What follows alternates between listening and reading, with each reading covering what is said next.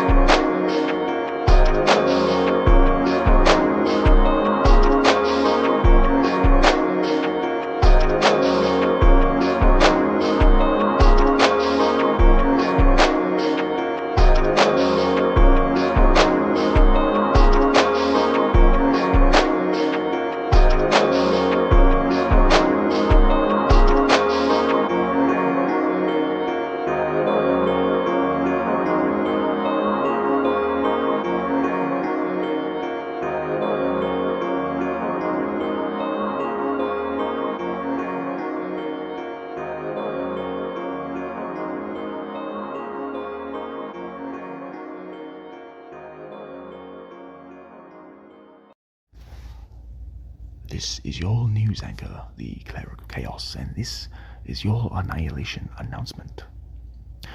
Over the years, centuries, millennia, we as human beings, dear listeners, are privy to numerous evolutions in not only communication, but also within the line of sight of our own mental framework. Yes, you see, mental health was considered an anomaly back in the 1700s, 1800s, all the way up until the mid-20th century, when things actually started to turn into the proper direction.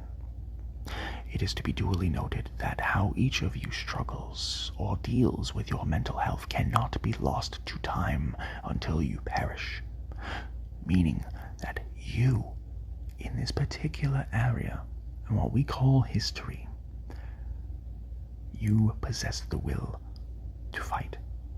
There is no excuse. There is no way out. We all must go through until the very last portion of our breath leaves our vessel. That does not mean that you are going to have an easy time. Life is never easy unless you have a trust fund. So what you must do is you must dig deep and you must move forward. You must triumph by any stretch of the imagination. And you, dear listener, have every single bit of power within you to do so. This has been your news anchor, the Cleric of Chaos, and this is your Annihilation Announcement. Willkommen, meine Freunde. Guten Morgen, guten Tag und eine gute Nacht. Ist deine Reisende, deine Allesfresser, deine Ausländer und deine Allesfresser. Of course, ich bin deine Cleric of Chaos. And on today's episode, ladies and gentlemen, dear listeners of the program, we are journeying across the pond to an area in England called Lancashire, where we are going to dive into one of the most twisted, absolutely brutal hospitals of England of that time. For you take into account exactly where Lancashire is, and exactly how large and how bold and beautiful the county is, you will understand that Preston in and of itself within Lancashire is an absolute beauty. So why is it that there is an asylum there which pioneered the use of electrophenolograms? Who knows? All we know is that we are going to take you on a journey within. For you see, Whittingham Hospital opened in 1873, categorized as the 4th Lancashire County Asylum, and at the time was the largest asylum in Britain. Understanding that the overall project was championed in 1866, the first 3 asylums in the United Kingdom at Prestwick, Rhinehill, and Lancaster were deemed to be full. There was an absolute need during this time to ensure that accommodation was provided to those individuals in whom were suffering, for those were categorized as the poor people lunatics, or what most people would more often nowadays call homeless people, disenfranchised people, individuals with financial difficulties or areas of opportunity. Yes, for you see, the process began in 1869 to build this facility for those in whom their only crime of mental anguish was that of being poor and that of not being able to regulate their emotions. And as such, on the halls of 1st of April 1873, 115 patients were admitted, although officially admitted in the previous year of 1872. It is noted that the 1st of April 1873 was the official opening of this complex, known to be as the St. Luke's Division from 1958. The entire facility was completed in 1875 and had stretched out from the North Annex all the way through to the southern site, approximately 68 acres of sheer space for which the hospital was to be operated on. The hospital had its own dedicated post office, its own general store, and it even contributed approximately £15,000 towards Fulwood Urban District Council. Now, we understand that over the course of time, asylums were, by and large, staying facilities where people would just be given pills and numerous things to make themselves feel better, but never would actually handle anything. And of course, this was only exacerbated by works in 1892 to include electric lamps on the website, and completed in 1894 on the overall site's main foundation. The main building joined in 1912 by a 3rd annex. So we note here that from 1873 all the way through to 1912, over the course of a 39-year period, there were more buildings being proposed and stationed upon the property, so much so that by 1915 the number of inmates was recorded as 2,820, an absolutely monolithic bastion of growth that no one could see coming. But of course, the National Asylum Workers Union organized a strike of approximately 429 employees. Now, we take into account just how much you have to understand and you have to work and hate your job in order to strike in that amount of numbers, and especially during wartime. 1918 was not the right time to be considering a strike, but of course it happened, and by the time 1923 came about, there was a widespread decree to drop the name asylum from the title of the facility, so much so that as of 1929, the facility was named the Whittingham Mental Hospital. The Whittingham Mental Hospital also has the unfortunate chagrin of rumored to have lost approximately 300 to 700 lives due to murder, due to neglect, due to the very changes in medication that each of these individuals needed but were not provided. Though the hospital would still keep functioning in a significant capacity, it was rudely provided to each patient. That over time, people would just start to break down and people would just start to feel horrible and not want to do their jobs. And it was, of course, long afterward that on the 18th of July 1967, there was a meeting held between administration and student facilitators that submitted serious complaints and concerns about not only fraud, ill treatment, but also that patients were being left untreated. Students witnessed patients being dragged out by their hair. There were 2 male nurses that had methylated spirits into the slippers of a patient, and they had set them on fire.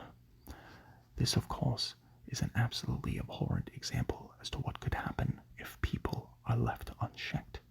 As such, after numerous examples of abuse and numerous opportunities to stop, and after 3,533 patients were finally deemed and determined to have made no progress, the hospital would then close in 1995.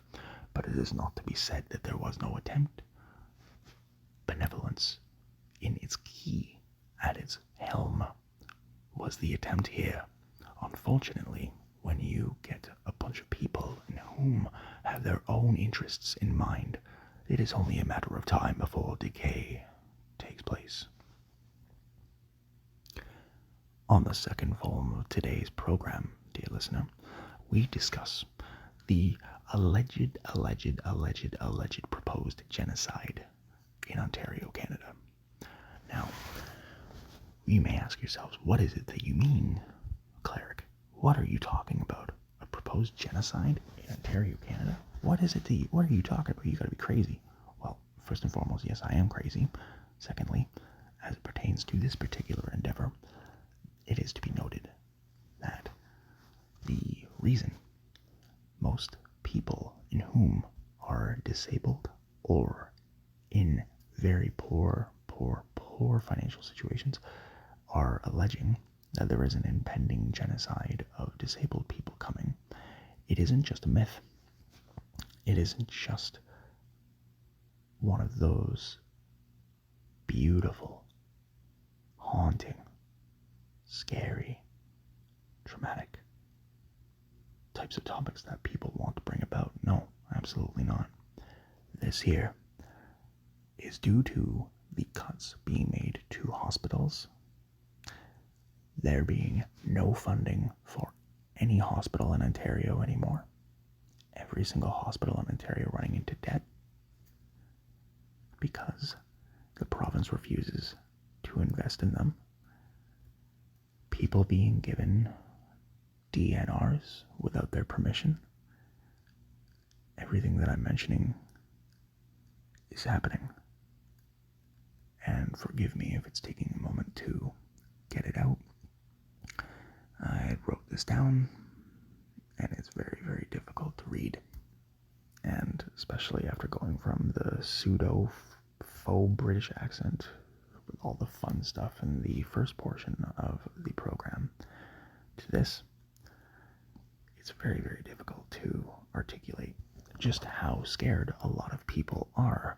Now, if you are in the United States, your health care is also handled state by state. There is also Social Security, there's also SNAP benefits, there's also disability, there's also a lot of all these other things. However, what you guys have in the United States of America is you have accountability. You have Congress people.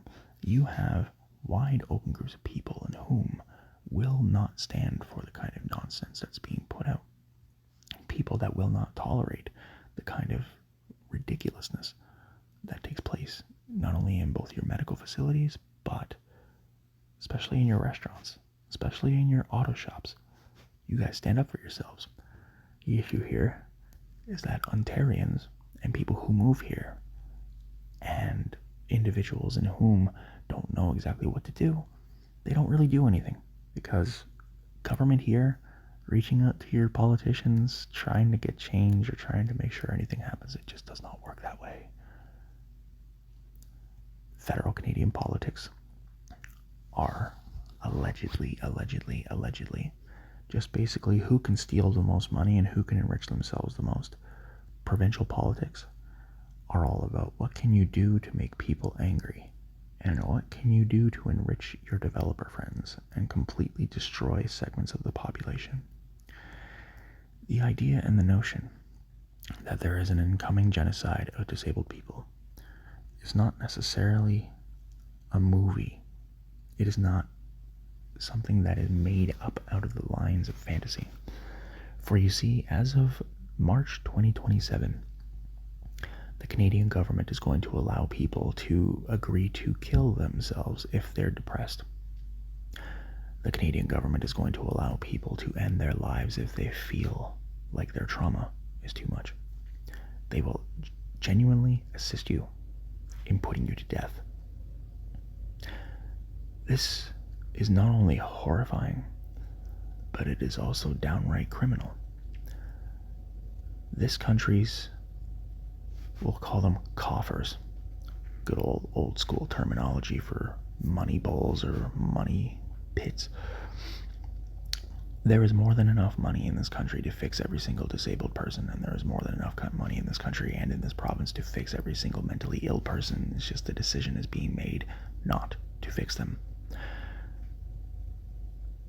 I, as the host, primary producer, creator of the program, whatever, everything that you see in the credits and everything that you hear in the credits, at no point throughout my 20-year history doing public speaking, stage performances, music, stand-up comedy, you name it, interviews, journalism, all that, at no point in my life have I ever been this concerned for my fellow people.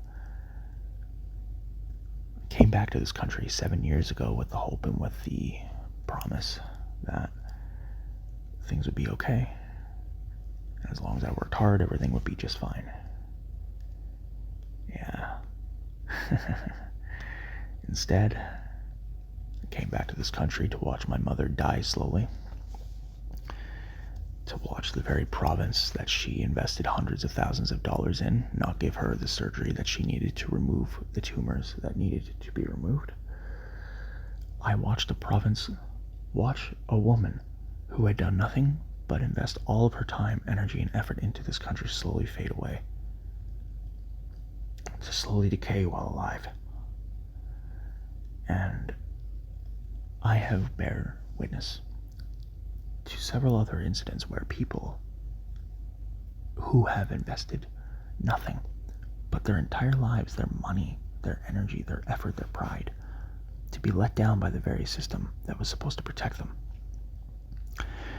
Whether or not there is an impending genocide of disabled people through the province purposefully making rents so high that people can't afford it and people just slowly die on the streets, or whether people die at consumption sites, which are also now being closed down so people with drug problems can't even consume in a safe area. No, they're going to have to OD in alleys, they're going to have to OD in parks, they're going to have to OD in libraries now. So you take into account what constitutes a genocide and what constitutes the eradication of a people, and you're looking at the very beginning of one. There is absolutely no way that the provincial or federal government will stand up and will try to help the people. They're just going to pretend it doesn't exist until it's too late. So, dear listener, all I ask is that you do what you can to take care of your mental health. Take care of your finances. I don't give a shit if you have a fucking job at McDonald's, a Wendy's, if you're shoveling shit, if you're cleaning up highways. I don't care. Just keep pushing. Just keep trying. One day, for all of us under 35, 36, 37, 38, 40, 50, for all of us born after 1982, life will get better. It has to, and we have to believe it. Otherwise, there's just no point to existing. Thank you for listening today. Take care of yourselves and each other. At the top of the program, we promised you a list of our top 5 favourite British dinners. Now, of course, if we're looking at the grand scope of what it is considered to be British, we are counting the entire United Kingdom here. Coming in at number 5, we're talking about fish pie. Coming in at number 4, we're talking about shepherd's pie, of course. Coming in at number 3, we have toad in the hole. And are we going to explain what that is to you? No, you're going to have to look that up yourself. Coming in at number 2, we have Balti curry tied in with chicken masala. And coming in, of course, at number 1, the quintessential British meal, the fish and chips. What is your top 5 favourite British dinners? Email us at thecheatingdeathpodcast@gmail.com. Right, so today's joke, of course, as usual, is going to be brought to you by the Cleric of Chaos. And it goes like this. They say that crocodiles can actually grow up to 20 feet. However, most only grow 4. Over the course of the past few weeks, we have promised a new segment to be introduced to the program, and this is our mailbag portion, where you can inquire anything you desire. You may ask us about the program, our personal history, or even put out a congratulatory message or a hello to someone you wanted to say hello to. Today's communication, our first email, comes from Ryan in Brooklyn, New York. Ryan asks, "Hello, Cheating Death Podcast. How many times do you have to record a program before you are happy with it? Cheers. Hope you are doing well. Ryan." Well, Ryan, that's a great question. First and foremost, I find that it differs and it depends on the topic as well as the severity of the information in which we are putting forth. Given the nature and the circumstances of how this program goes, whether it be a standard bare podcast episode where we just discuss current events, sometimes it may take only 1 to 2 takes, whereas if there is a lot of emotional impact involved, whether it be medical related or whether it be related to historical mass, it is noted that sometimes it might take me 1 or 2 or 3 or 4 or 5 takes to get it exactly proper. However, that does not necessarily mean that it is a burden. It is an absolute privilege to have the opportunity to do as many takes as is needed. Ryan, your question is greatly appreciated, sir. Thank you very much for your query. Our next question comes to us from Shirley in Lancashire, England. Oddly enough, the position of today's asylum. What do you find to be your greatest reason for creating the podcast? Well, Shirley, that's an absolutely tremendous question. Shirley, I find the reason and the passion to create this program from several different outlets. Number 1, most specifically, wanting to help people understand that everything that they deal with within the course of their lives is not entirely their fault, that they are indeed souls of sacrifice and individuals who are doing absolutely nothing but the best they possibly can. So in that construct, what pushes me to make this podcast is to be able to provide people who work really, really hard, long hours, hard duties, difficult trips and ventures, to give those people a breathing room, some time to focus on themselves and to enable themselves to see exactly just how beautiful they are. Thank you so very much for your question, Shirley. Our next question comes to us from Logan in Gainesville, Georgia. Gainesville, Georgia, United States, absolutely beautiful area. Probably one of my favorite states in the Union, if I'm being entirely honest. Anyway, Logan's question is, "Hello, Cheating Death Podcast. I absolutely love listening to the program. Have you ever been to America? And if so, what is your favorite food?" Well, that is an absolutely beautiful question, Logan. Thank you so very much for taking time to email and ask us that on the podcast. Yes, we have been to the United States of America, and I will state emphatically that it is one of our favorite nations on the earth. The people, the culture, the drive, the motivation, the sheer tenacity of the people to strive for something more. The many, many states I've been to, but one of the absolutely most phenomenal dishes that we have ever had the privilege of consuming when we were down stateside, dear Logan, was a dish that I believe you called biscuits and gravy.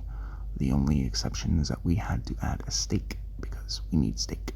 But biscuits and gravy is probably one of the quintessential items of the South, as they say. But realistically, as we put it forth, it is absolutely a very tasty, very delicious food, only tied with Texas barbecue ribs, because there is absolutely no replacement for barbecue in America. It is simply the best. And that wraps up the mailbag for this week. If you have any questions, concerns, feedback, or anything that you would like to provide, please email us at thecheatingdeathpodcast@gmail.com, or you may comment below on whichever platform you are listening and or watching on. We will watch, we will observe, we will collect the comments, and we will put them in to a future program. And of course, make sure that you are friendly to your neighborhood postal service individual.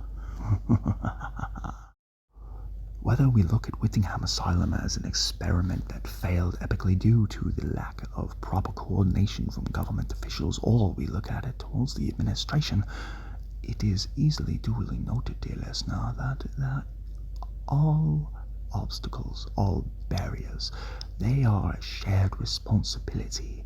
It is not easy for one to identify exactly what must be done when it comes to caring for the deranged, for the psychiatrically and the psychologically disabled. No, however, there is a lot to be said for when it comes to the overall markings of the passion and of the sheer dedication all of these lovely people put forth in trying to do their best to heal the wounded, the mentally maligned. It is not to be understated just how difficult that type of job is. Thank you for tuning in today. Take care of yourselves and each other. Right, so the Cheating Death podcast is brought to you by Nach dem Leben, CRDVC, Cleric of Chaos, and where you can find all podcasts on all platforms. We'd like to thank Hunter Collins, Ransom, for their generous support to the Buy Me a Coffee fund for the program, and of course we'd like to thank Carol for her recent support to our Injury Support First and Last Fund. If you would like to support the program, you may do so at the links in the episode's description. If you or anyone you know is experiencing psychiatric duress or is in danger of a domestic situation, please contact any one of the telephone numbers that are listed on the episodes and podcast's description. And if you are in danger of harming yourself or others, please seek treatment and help immediately.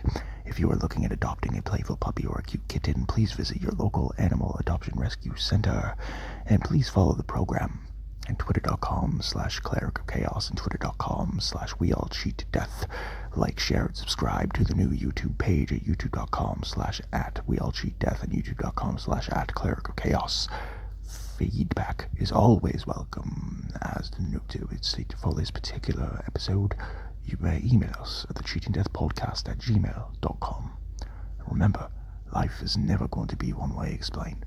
You must do everything you can, everything within your will to persevere. Remember, we're pulling for you. We're all in this together.